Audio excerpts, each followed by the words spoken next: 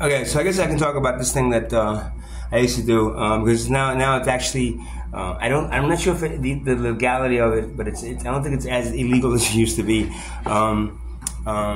And they're actually finding that this plant medicine is very helpful for like PTSD, and it's much better for you than pharmaceuticals that treat like anxiety and depression and stuff like that. And it's the psilocybin mushroom. It's a mushroom that it's not the ergot mushroom, the one with all the dots on it and stuff.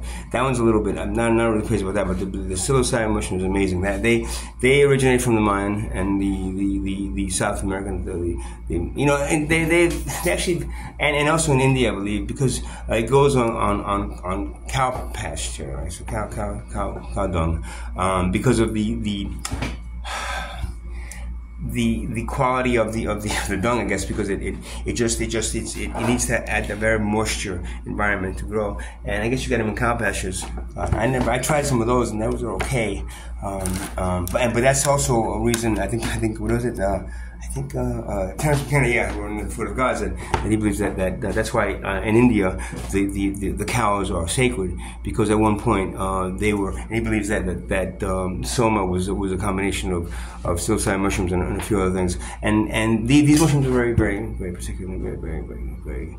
That's one of that's a plant medicine that I felt like the closest connection to like a god or a spirit. I really, when I was doing them, and I grew them for about 8 years actually. I used a technique called PF Tech, and it was really funny that the actual spores that you can buy online were absolutely free, not free, but were absolutely illegal to buy the spores. It's just the actual shroom, because the spores had no psilocybin in it, but the actual mushroom that grew out of it had psilocybin in it, and that is the thing that they made illegal. I'm not sure the legality of it now, but it was back in the 90s and the early 2000s. I used a technique called PF Tech, which was very interesting, and it guaranteed that the cakes were going to be grown, the mushrooms were going to be grown in an environment where they were healthy, they were good. There's no bacteria, fungus on them, or nothing that would cause you to be sick from them and stuff. The ergot fungus, the other one, you can actually get nauseous, and it's a little bit fun. But the psilocybin mushroom is like, my God, it is the food of the gods. That's what he considers. We're going to consider the food of the gods. So that in itself, take one mushroom and you feel like you're connecting to higher dimensions and God, and so I grew them for about 8 years, from Brooklyn to New Jersey to all the way down to Florida. And I was growing them all the way up until my divorce. And I'm going to tell you a funny story. Well, that's kind of not funny, but a story about them and how you really can't mess with them. And you have to understand the importance of what they are and how the spirit's involved, and how if you take too much of them and you're not prepared, you could literally shoot past the moon and go straight to Mars. That's what the joke, about. But so I was growing them, and we were at a party at this Brazilian couple that we knew. We used to hang out and go to raves and clubbing with them, me and my ex-wife, for years. So I used to bring, instead of taking the ease, I would take the mushrooms, and they were more natural and the rave scene and the dancing and everything. And I'm going to say this, and if you don't like it, just stop watching it. I don't really care anymore. I really don't care what you judge me for. These things are now starting to become finally understood as being much better for you than the pharmaceuticals that have side effects. Mushrooms, it doesn't really. It's been used for thousands of years again as a means to connect with the things that you guys have all lost. So we were at a party, and I had a bag of these mushrooms, and you have to.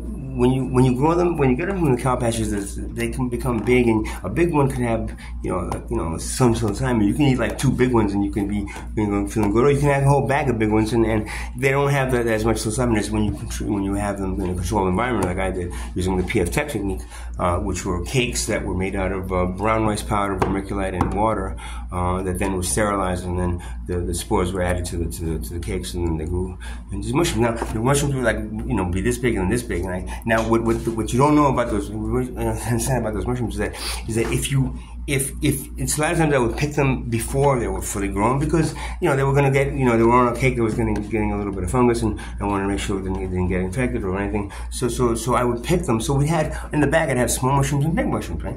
Now unknowingly you think like a small mushroom is going to have less psilocybin than a big mushroom, but it doesn't. Once the mushroom starts growing, it has the same psilocybin. So you could take two. In other words, you take 2 big ones or anything. Oh, that's okay. But then you can take 5 small ones, being the same weight as the big ones, but they have the equivalent of psilocybin as 5, not 2. So you can be very careful when you're doing these kind of mushrooms. You have to really first take a couple and see how you feel, and then if you feel like they're not really hitting, then you take some more. And again, I'm a shaman. I never practiced shamanism until I was 14, 15 years old, and I literally was in past lives a shaman in many past lives. So I've had a large, even through my past lives, experience with psychoactive substances and plant medicine. The mushroom is very important. It was very important to the Mayans, which I was a Mayan in the past life. Now, I believe the Toltec and the Incan, they just grew wild there, and also in India, I believe, and some other places.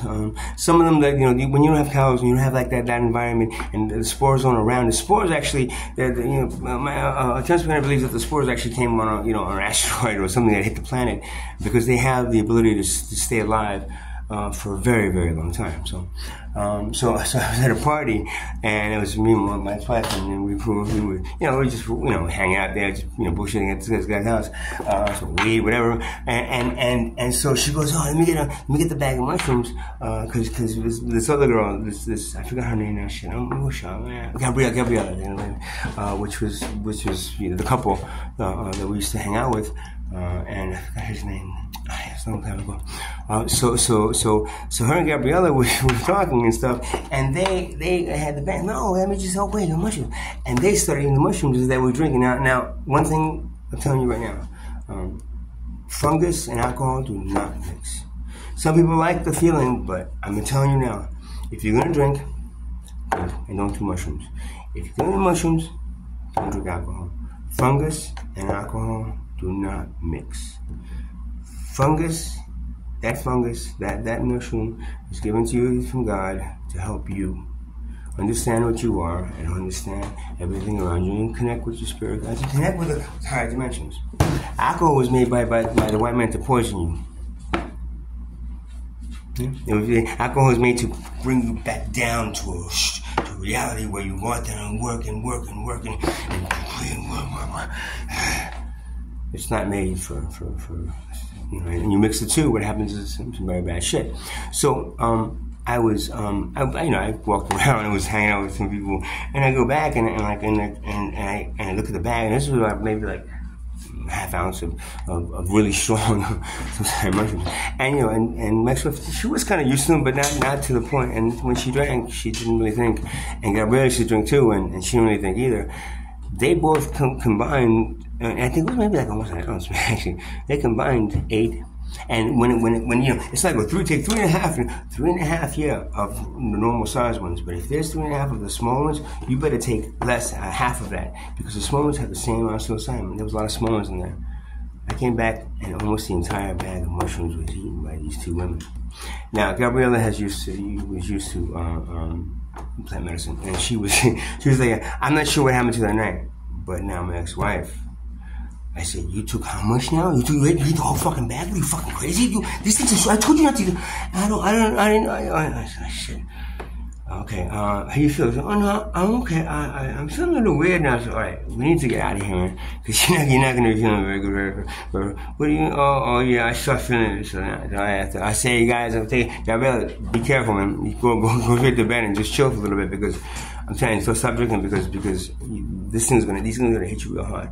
So I take her in the car. We're driving back to the house. We were living in, I believe, an apartment back then. We didn't have the house yet. Apartment down in West Fort Lauderdale. I forgot the name of that area. Coral something. On the way over there, she started feeling really nauseous and really weird. By the time we got to the apartment, I had to carry her inside, and she was by my size, which is not easy, and kind of like just sit with her, and because she was starting to see things all over the place, and she was not used to that strong. And she had we've done a lot of things together, and she'd done things before she met me too, with people she hung with. But these mushrooms were something not to mess with, and I made a mistake of giving her the bag, and not reinforcing the fact that she's a couple for you. That's it, man. I never do that again with anybody. And she felt all of a sudden, she went, whoa, man, and she fell back, and she was seeing things because they're very visual. A lot of times the people that take, especially the PF ones, and they were some of them were strictly from the Amazon and from Peru and from Mexico.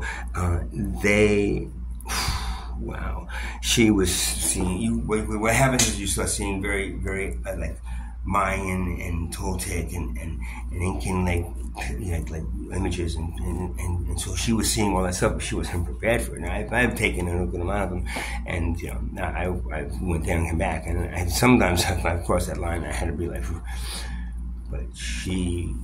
Whoa, I had to hold her for like hours and just on the floor, just saying, everything's going to be okay, don't worry, everything's going to be okay, just focus on your breathing. You're going to have some more? No, don't drink any more alcohol, please. Don't even smoke weed. Just relax, you're going to have to go through this trip. And she was a very intense, very not right trip for her, because she's too much. So if you're ever doing psilocybin mushrooms and they're going in size, please, take 1, take 2, and wait. See what you feel. Because if you take a whole handful and thinking, hey, 3.5 grams, yeah, that's all I can take that on. That 3.5 grams could be 7 grams because of the size of them. And that's something that is very important to know. And the problem is that since it's not, they're illegal, and hey man, I just want to sell the girl, you want 7 grams? There you go. To make some money. And when that happens, because I never used to sell this shit, I'd give them to people. I'd grow them and I'd have them with me. And, hey, that's what here you go. I never give it back to anybody else again. She went through very weird. She was seeing things from the inside of her eyes. She had her eyes open, and she'd see like these geometric patterns, and that were just scaring the shit out of her. They're not. It's not a scary thing. It's only scary when you're not prepared to see into other dimensions. But if you it's fine. I'm just looking into other dimensions. I'm going there for a little bit and coming back. If you do that, then and if you have PTSD, and if you have some kind of some kind of mental issue, these seem to work. They help. Anxiety, depression. They bring you and you can microdose. Just like a little tiny bit of one. Just a little cut of one. Not even like a whole meal, and you will get that's microdose on them. You can microdose on them, and then it's a very nice feeling. It's a very calming, nice, beautiful, happy, joyous musical playing. It's like a lot of the music that I did after my divorce. That I recorded, and in Florida, they were very much mushroom driven, and then weed, and it was very.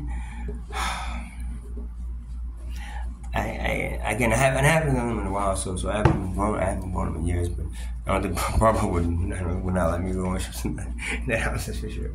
And I think if I ever get an apartment again, I'll probably start growing them again, just because they were a very important part of my breaking out of this, the domestication that we all go through, and really focusing on something much more. And after I read Food of the Gods by Terence McKenna, I was blown away. I mean, that's what got me to start growing them. I don't want to, because he really talked highly of the psilocybin mushroom. He did some pretty interesting traveling on them. So that's my little story about the use and then the misuse, if maybe doing of the psilocybin mushroom, and the importance of doing it correctly, and with a purpose of, especially if you have anxiety and depression and PTSD and a lot of things, they seem to really work to break that mindset of fear, and makes you feel connected to something greater. So hey.